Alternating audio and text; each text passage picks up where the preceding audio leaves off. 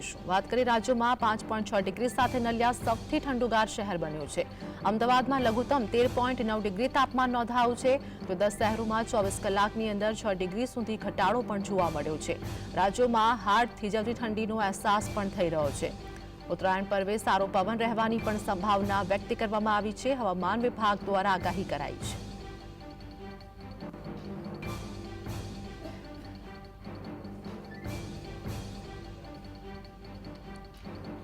રાજ્યમાં ઠંડીમાં વધારો, નલિયા સૌથી ઠંડુગાર બન્યું છે। 5.6 સેલ્સિયસ નલિયામાં નોંધાયું, તો ડીસામાં 11.6 સેલ્સિયસ તાપમાન નોંધાયું છે। અમદાવાદની વાત કરીએ 13.9 સેલ્સિયસ તાપમાન નોંધાયું, તો વડોદરામાં 14.8 સેલ્સિયસ તાપમાન નોંધાયું છે।